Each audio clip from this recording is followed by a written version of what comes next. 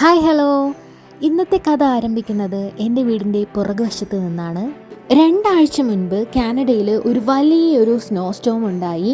ആ സ്നോ സ്റ്റോമിലുണ്ടായ മഞ്ഞാണ് എൻ്റെ വീടിൻ്റെ പുറകുവശത്ത് കിടക്കുന്ന ഈ വിശാലമായ മഞ്ഞ്. ആ ഒരു സ്നോ സ്റ്റോമിൽ ഞാൻ എടുക്കേണ്ട റീൽസ് എല്ലാം എടുത്തു തീർത്ത് കഴിഞ്ഞു. പക്ഷേ ഒരു റീല് എടുക്കാൻ ഇനിയും ബാക്കിയുണ്ടായിരുന്നു കേട്ടോ.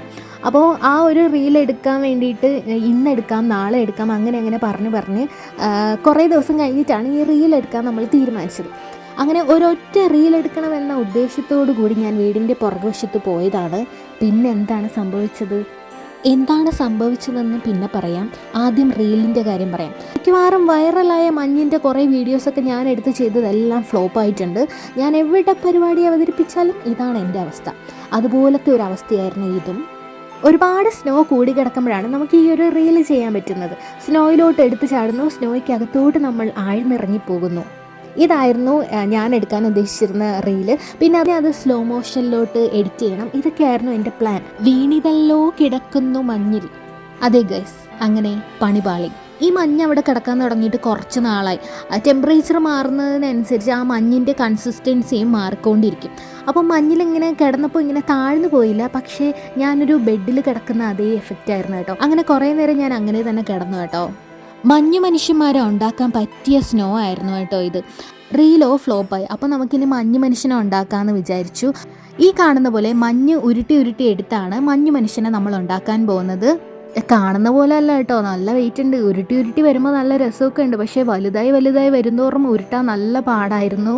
എൻ്റെ അതിസാഹസികമായ മഞ്ഞുരുട്ടൽ കണ്ടിട്ട് ഡാനിയുടെ കമൻറ്റ് നമുക്കത് കേൾക്കാം. The task of making a giant snowman has never been easy. And frankly, I admire all those chotus out there. 2 വലിയ മഞ്ഞു മനുഷ്യന്മാരെയാണ് ഞങ്ങൾ ഇന്ന് ഉണ്ടാക്കുന്നത്. ആദ്യമായിട്ടാണ് ഇത്രയും വലിയ മഞ്ഞു മനുഷ്യന്മാരെ ഞങ്ങൾ ഉണ്ടാക്കുന്നത്. ഞാനിവിടെ നാറാണത്തു ഭ്രാന്തനെ മനസ്സിൽ വിചാരിച്ച് മഞ്ഞുരുട്ടൽ ഒരാൾ അപ്പുറത്ത് മാറി നിന്ന് അടുത്ത വീട്ടിൽ തൂങ്ങിക്കിടക്കുന്ന ഐസ് പൊട്ടിച്ച് കളിക്കുകയാണ്. ഞാനും ആവേശത്തിൽ കുറച്ച് മഞ്ഞുരുട്ടി എടുത്തു. എറിയണമെന്ന് വിചാരിച്ച് നിന്നു. ഇനി ആരെങ്കിലും ഭാഗ്യവശാൽ വന്നാൽ ഞാൻ എറിയുന്നത് അയാളുടെ തലയിൽ കൊള്ളണ്ടല്ലോ എന്ന് വിചാരിച്ച് അങ്ങനെ എൻ്റെ വീടിൻ്റെ മുകളിൽ നോക്കിയപ്പോൾ കുറേ ഐസിക്കിൾസ് അവിടെ തൂങ്ങിക്കിടപ്പുണ്ടായിരുന്നു. അതിലോട്ട് എറിഞ്ഞു. അതും വിജയകരമായിട്ട് പരാജയപ്പെട്ടു. പിന്നെ ഞാൻ മഞ്ഞുരുട്ടാൻ വേണ്ടിയിട്ട് പോയി.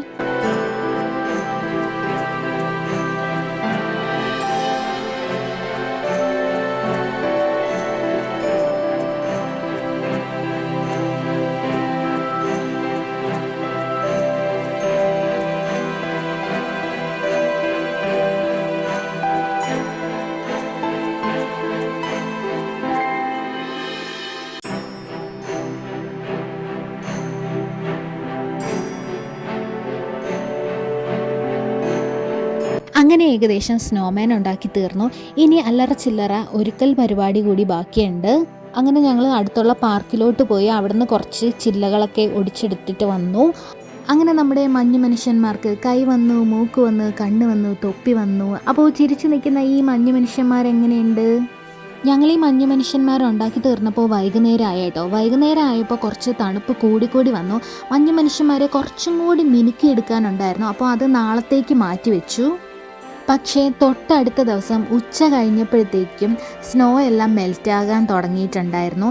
രാവിലെ എണീറ്റ് നോക്കിയപ്പോൾ തന്നെ മഞ്ഞു മനുഷ്യന്മാരുടെ മൂക്കെല്ലാം താഴെ കിടക്കുന്നുണ്ടായിരുന്നു. സ്നോമാൻ ഉണ്ടാക്കുന്നതിൻ്റെ തൊട്ടടുത്ത ദിവസം എൻ്റെ പിറന്നാളായിരുന്നു. അപ്പോൾ ഞാൻ വിചാരിച്ചു മഞ്ഞിൽ ഒരു കേക്ക് കൂടി ഉണ്ടാക്കാമെന്ന് വിചാരിച്ചു. അപ്പോൾ രാവിലെ ഞാൻ കേക്കൊക്കെ ഉണ്ടാക്കി. ഉച്ച കഴിഞ്ഞപ്പോൾ കേക്ക് ഡെക്കറേറ്റ് ചെയ്യാമെന്നായിരുന്നു എൻ്റെ പ്ലാൻ. പക്ഷേ ഉച്ച കഴിഞ്ഞപ്പോഴത്തേക്കും മഞ്ഞെല്ലാം കുറച്ച് മെൽറ്റായി തുടങ്ങിയിട്ടുണ്ടായിരുന്നു. അപ്പോഴത്തേക്ക് ഫുൾ മെൽറ്റാകുന്നതിന് മുന്നേ പെട്ടെന്ന് ചടപടയെന്ന് ഞാൻ ഡെക്കറേറ്റ് ചെയ്തതാണ്. കുറച്ചും കൂടി പെർഫെക്റ്റ് ആയിട്ട് ഈ കേക്ക് ചെയ്യണമെന്നുണ്ടായിരുന്നു. പക്ഷേ സ്നോ മെൽറ്റായി പോയത് കൊണ്ട് ഇത്രയൊക്കെ ഒപ്പിക്കാൻ പറ്റുള്ളൂ. ഇത്രയും കഷ്ടപ്പെട്ടുണ്ടാക്കിയ മഞ്ഞു മനുഷ്യന്മാർ കുറച്ച് ദിവസം അവിടെ ബാക്ക് യാർഡിൽ കണ്ടുകൊണ്ടിരിക്കണമെന്നുണ്ടായിരുന്നു. പക്ഷേ തൊട്ടടുത്ത ദിവസം തന്നെ കാലാവസ്ഥ നന്നായിട്ട് ചതിച്ചു. ഉച്ച കഴിഞ്ഞപ്പോൾ തന്നെ എൻ്റെ കേക്ക് ചരിഞ്ഞ് പോകുന്നുണ്ടായിരുന്നു. വൈകുന്നേരം ആയപ്പോഴത്തേക്കും കേക്കും മഞ്ഞു മനുഷ്യന്മാരെല്ലാവരും മെൽറ്റായി വീണു.